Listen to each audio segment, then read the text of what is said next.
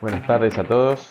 En estos 10 minutos vamos a tratar de hablar un poco sobre la utilidad del alto flujo en el perioperatorio. Mi nombre es Emiliano Goñat, soy kinesiólogo y colaboro asiduamente con las actividades académicas de la institución.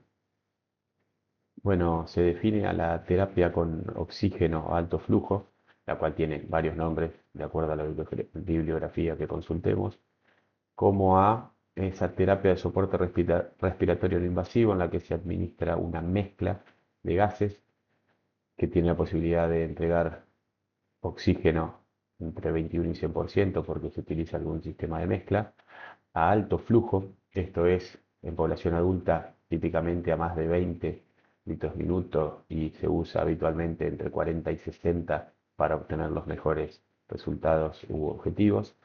Ese gas que se administra a alto caudal tiene que estar acondicionado en términos de calor y humedad, y esto es algo que es imprescindible, y varios de los efectos positivos que tiene esta terapia se basan en el calor y la humedad que contiene el gas inspirado.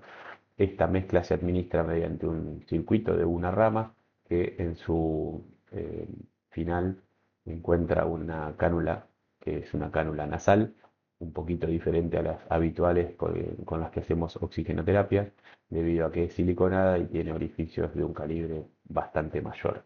Son varios los efectos fisiológicos que justifican el efecto clínico, el impacto clínico que puede tener la terapia con oxígeno alto flujo en un paciente. Vamos a nombrar algunos de ellos. Hay una mejoría en la oxigenación en general y es un objetivo también perseguido en general, y esta mejoría en la oxigenación se puede explicar por algunos de los efectos que produce el alto flujo, como por ejemplo la menor dilución del gas entregado. Esto se refiere a que debido a que la terapia típicamente utiliza un flujo alto, ese flujo machea casi siempre el flujo inspiratorio del propio paciente, y esto redunda en que el paciente arrastra menos gas desde el ambiente. Al arrastrar menos gas desde el ambiente, el afío que finalmente termina recibiendo el paciente es más estable y más parecida probablemente a la que el operador programó. También el efecto PIP produce una mejoría en la oxigenación. Se le atribuye al alto flujo que puede generar algunos centímetros de agua de PIP, y esto generaría un aumento en el volumen de fin de expiración. Vamos a hablar un poquito de esto más adelante. Quizá uno de los efectos fisiológicos más importantes, por lo menos desde el punto de vista, desde el impacto que tiene el alto flujo en el trabajo respiratorio, es el lavado del espacio muerto de la vía aérea superior, que vamos a hablar un poquito más adelante. Sin duda, cuando uno compara esta técnica con otras técnicas de oxigenoterapia, incluso contra la ventilación no invasiva, el confort siempre está a favor. Cuando los pacientes reciben alto flujo, en rara ocasión experimentan o manifiestan disconfort. Todo lo contrario ocurre, por ejemplo, con la ventilación no invasiva, que es muy difícil de tolerar para un paciente.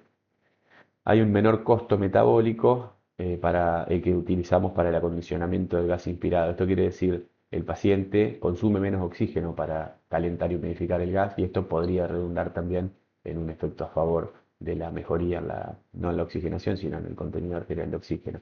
Hay una mejor función mucociliar. Esto también es importante respecto sobre todo de las otras técnicas, cuando se administran gases secos o a alto caudal como en ventilación no invasiva y sin humidificar o con una humidificación pobre, el impacto que se ve en el clínex mucociliar, en la función mucociliar, es enorme, debido a la sequedad de las mucosas y a todo lo que esto produce en el normal funcionamiento de la cilia, ¿no? En este caso, en el alto flujo, este es un punto a favor muy destacable, sobre todo cuando se utiliza por periodos prolongados.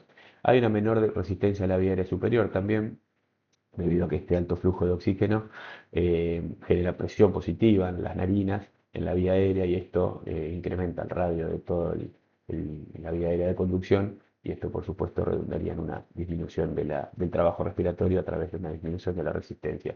Y no existen las asincronías paciente-ventilador, típicas de la ventilación no invasiva. En este tipo de terapia, en la ventilación no invasiva, digo, las asincronías son muy difíciles de manejar.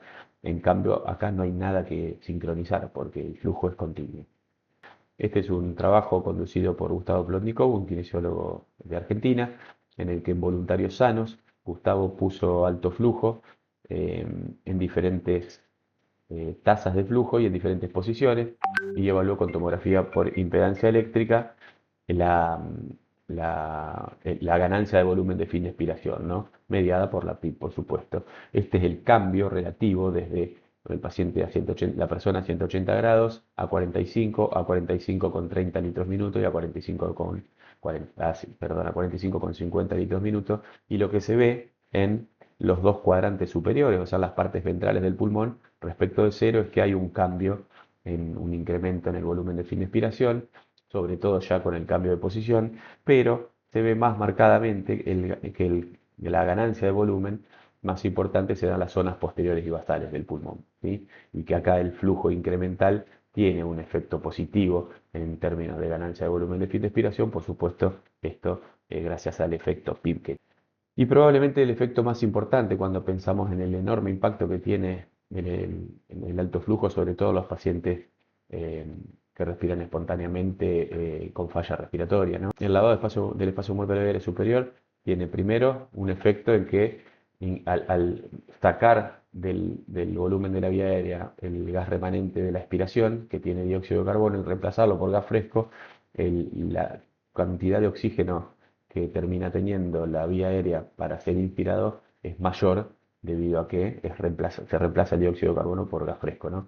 Y el otro principalmente, y el que más impacto tiene en el trabajo, es este, ¿no? Se disminuye la reinhalación de dióxido de carbono, justamente por este reemplazo de ese lavado que se produce del gas que se colecciona o que queda en la vía aérea al final de la expiración. Y eso lo vamos a ver más, mejor explicado en este gráfico. Esto intenta representar la vía aérea superior, ¿sí? Los bronquiofuentes y los pulmones. En una persona en reposo exhala aproximadamente 5% del gas exhalado, perdón, el 5% de ese gas exhalado es dióxido de carbono, ¿no? Si asumimos que, para facilitar los cálculos, la vía aérea superior tiene 100 mililitros, al final de la expiración, en la vía aérea superior han quedado 5 mililitros de dióxido de carbono, o sea, el 5%. En la próxima inspiración, este volumen se reinhala, de manera que se estarían reinhalando 5 mililitros por respiración. Si asumimos un estado de reposo con una frecuencia de 15 ciclos minutos, se reinhalan aproximadamente 75 mililitros por minuto de dióxido de carbono. Eso en reposo. Imagínense una persona que respira a un volumen minuto mayor, ¿sí? Reinhala más veces por minuto la misma cantidad de dióxido de carbono, en este caso, para el ejemplo, el doble. En este caso, supongamos un paciente en falla respiratoria aguda, reinhala 150 mililitros minuto, lo que es una cantidad no despreciable, teniendo en cuenta que la producción normal de una persona en reposo son 200 mililitros minuto de dióxido de carbono, de manera que 150 mililitros pueden estar siendo reinhalados de manera continua. Imaginemos que por algún mecanismo mágico podemos inhibir esta reinhalación. Si pudiéramos hacer eso, la persona podría tomar dos caminos, ¿no? Digo, si inhibimos la reinhalación de dióxido de carbono. La persona sigue respirando a la misma tasa, al mismo volumen minuto y queda hipocápnico, o disminuye su volumen minuto para quedar eucápnico o con el mismo valor de PCO2 que antes. Lo que hacen los pacientes es precisamente esto. eh, Disminuyen su volumen minuto debido a que ahora no necesitan ventilar tanto para sostener la PCO2 y el pH arterial. El alto flujo en la sala de operaciones se podría utilizar, al menos está descrito así, durante la intubación como un mecanismo para preoxigenar y para prolongar la oxigenación apneica en pacientes con riesgo de desaturación durante la intubación o intubación difícil, ustedes lo saben muy bien a eso. Durante el procedimiento, directamente en pacientes en los que es necesario o es eh, beneficioso evitar la intubación, por ejemplo, cirugía laríngea, procedimientos endoscópicos, terapia electroconvulsiva y otros. Acá podemos agregar alguna cirugía menor en un paciente de mucho riesgo, como puede ser una gastrostomía en un paciente, eh, por ejemplo, en un paciente con debilidad muscular por alguna enfermedad neuromuscular. Y en el periodo postoperatorio, bueno, acá hay dos caminos, ¿no? En aquel paciente que tiene ciertas comorbilidades y el objetivo es evitar la falla respiratoria postintubación, o en el paciente que falló. Y me voy a detener un poquito quizá en la parte del perioperatorio que es más probablemente donde hay más estudios que utilizan alto flujo, que es en el periodo post-extubación, ¿no? Y el racional es que, bueno, la anestesia y la cirugía impactan la función respiratoria. Están descritos dos caminos o dos maneras de afrontar la terapia de soporte respiratorio no invasivo en el periodo post-extubación. Una que tiene fines curativos y la otra preventivo. Fines curativos, ¿cuándo es? Bueno, cuando el paciente es extubado y experimenta falla respiratoria aguda post-extubación. En este caso, el objetivo de la terapia respiratoria, en este caso por supuesto el alto flujo, va a ser evitar la intubación. El paciente ya está en falla, pero quiero evitar la intubación. Bueno, esto habitualmente se puede hacer con ventilación no invasiva con CPAP y también hay un escenario para la cánula nasal de alto flujo, con evidencia a favor. Y el otro camino es el preventivo, en aquel paciente que conocemos que tiene algunas comorbilidades que lo ponen, lo exponen a riesgo aumentado de falla respiratoria por extubación, y en este caso también está descrita la utilización de alto flujo como terapia para evitar la intubación, que ese sería el objetivo, por supuesto.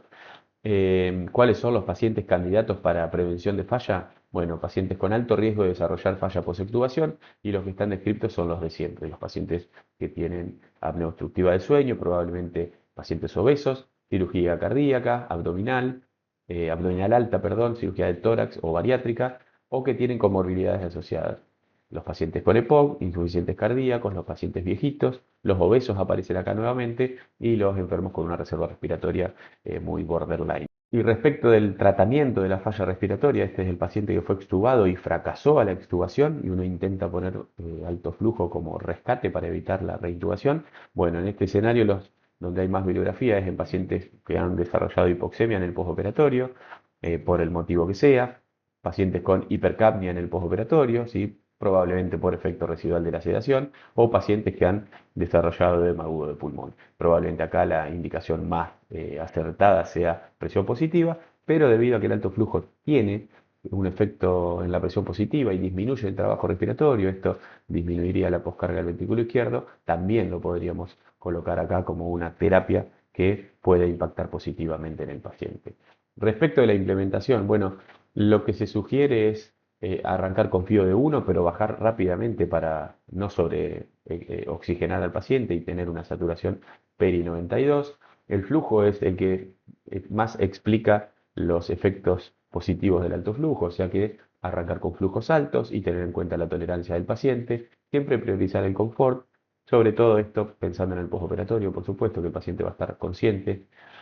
El monitoreo estricto, principalmente de la frecuencia respiratoria y de la saturación.